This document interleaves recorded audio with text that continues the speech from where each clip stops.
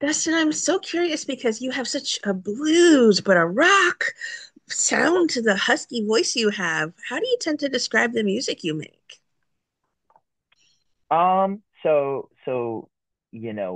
We're put into the blues rock category, but for me, it's just old school rock and roll. You know, it's got a blues spirit. I definitely play guitar in a bluesy manner, but we're definitely just a rock and roll band, just old school, loud, you know, pumping, energetic rock and roll. That slide guitar gets me every time. Yeah, I mean slide guitars, and I don't by no means am I a master at it, but it's great. I could listen to Derek Trucks play slide guitar, every minute of every day. I was going to ask you who were some of the musical influences you had when you were growing up. For me, I mean, my parents had music around the house constantly, but I mean, my first big band that I really took a liking to was Aerosmith. It was my first concert I ever went to when I was 9. Um, so Aerosmith is really, and then Led Zeppelin. My parents are enormous Led Zeppelin fans, so that was always around the house. And then, my uncles used to listen to Skinner. My grandfather used to listen to the Eagles, and there would be oldies at my other grandparents' house. And my grandmother loved Elvis, and she had all the VHS tapes of Elvis. So like that's really my bedrock, right there. The Stones, maybe some doors behind you.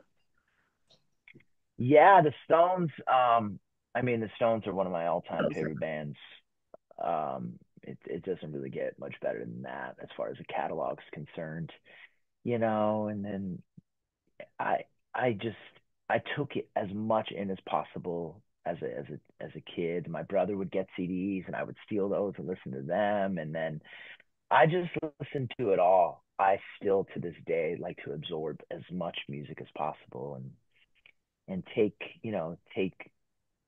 cherry pick influences out of all of it, whether it's pop or metal or hard rock or country, any of it, and then I kind of put it into the mixing pot, and out comes Dustin Douglas and the Electric Gentleman.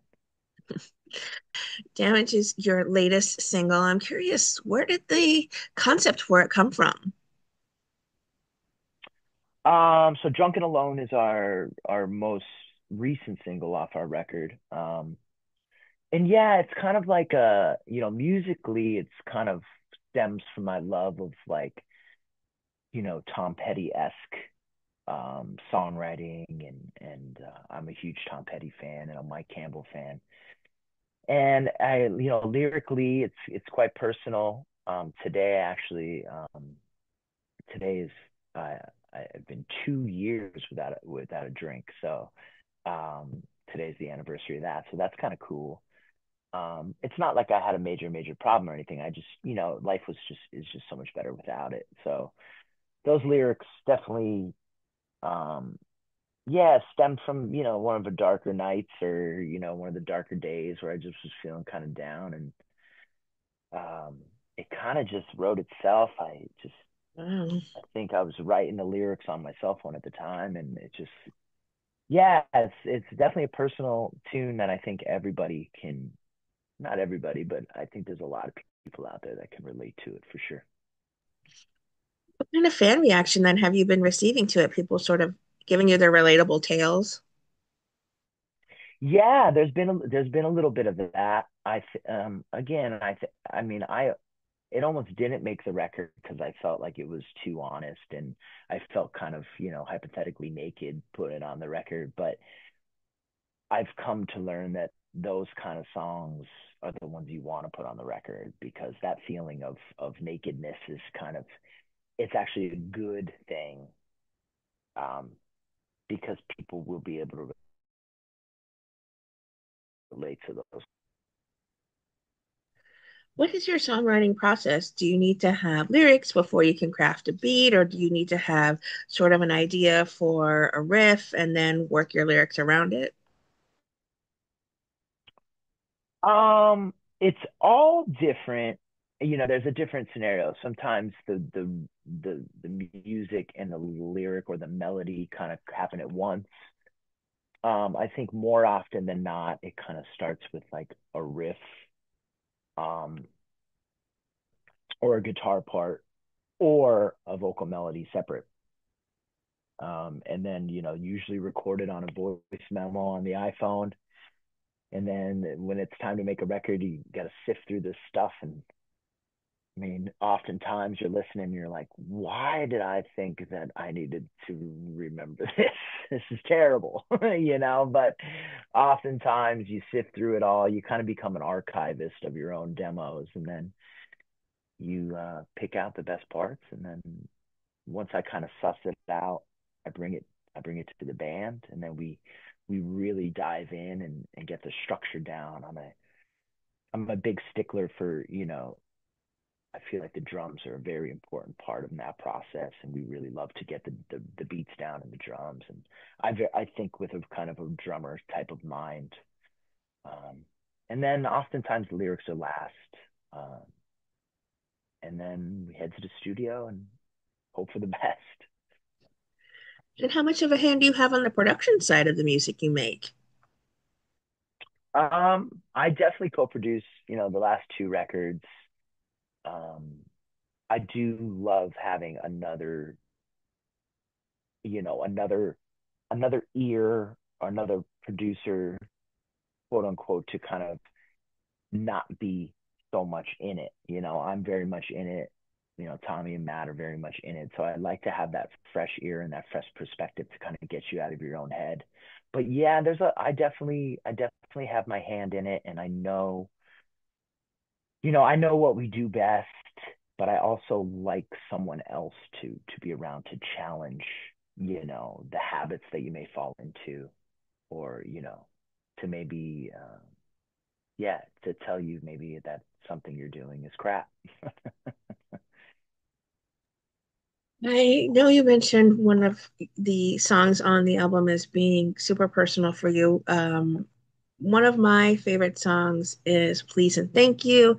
I also love Every Ah, Dog Has His Day. Do you have a personal favorite off the album for?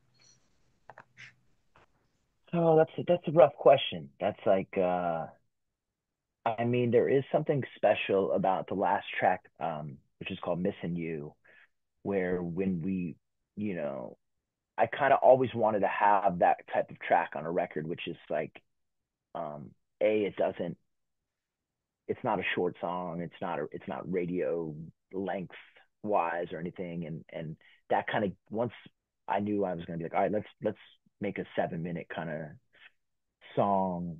It was freeing to like not have that constraint, and it kind of turned into this Pink Floyd meets Zeppelin, slow but then gets fast. It's like a very dynamic song, and I always wanted to have something like that in my catalog, in my back pocket, and in our live set. So that's pretty partial. Um, it's I have to say, I do really love every song on this record. I know that's a cop out, but it's, we're obviously rehearsing them, and they're all starting, and as a band, like everyone's starting to get like a new favorite, and it's it's a fun process, because as this thing's getting released tomorrow, it's like it's the last day that it's just ours, and then tomorrow it's everybody's. So I always love seeing what people gravitate to. Sometimes it's not at all what your favorite song is on the record. So it's I'm excited to see what the reactions are. But your favorites are definitely two of my favorite. I think Please and Thank You. Um, the way that it turned out, I couldn't be happier with it. It's just kind of such a vibe, kind of just like an old school. It's definitely like the bluesiest song on the record. Um, and then, Every Dog Has His Day is like, a Skinner type Southern rock kind of feel to it. So yeah, there's definitely, it's just all this hodgepodge of my favorite rock and roll put into 9 songs. It sounds like you've played some of them live so far, or are you holding off and sharing them here shortly after four comes out? No, we've started to, I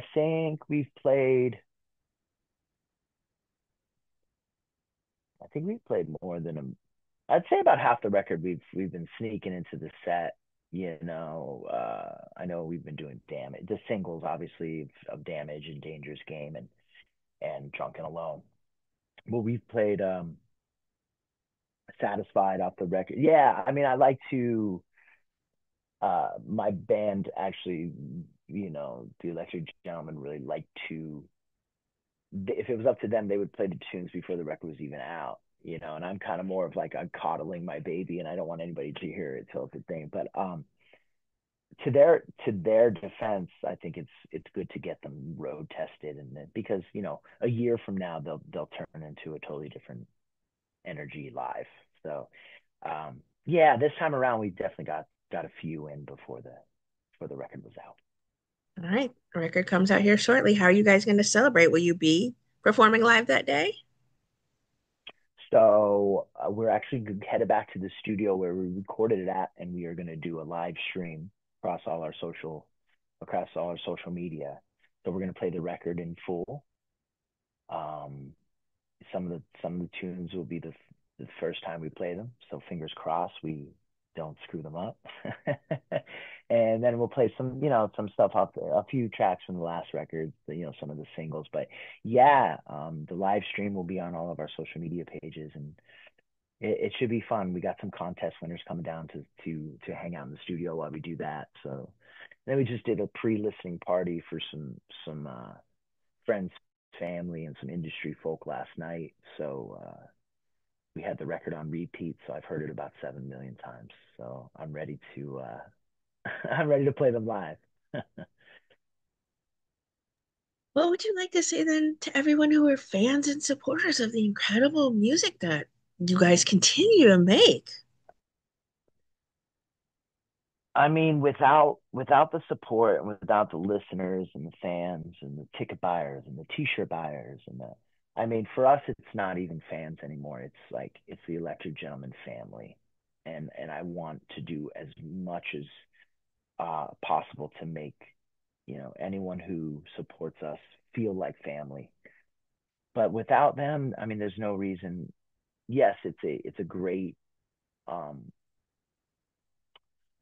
artistic outlet to write these songs and to get them out and to put out records, but it makes it, the the satisfaction comes from having people love what you do and relate to it or share it, or a father and a son coming to the gig together, or someone who was touched by a lyric to get it tattooed on them. It's like that's just that's when all the dust settles. That's the kind of stuff you think about, and you're like, all right, well, maybe there is a higher purpose to this than just a selfish expression. I mean, without our Electric Gentleman family and friends and fans, it's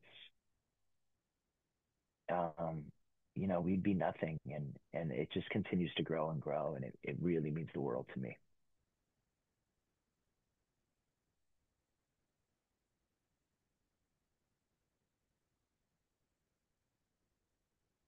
It wasn't letting me hit the stop button for some reason.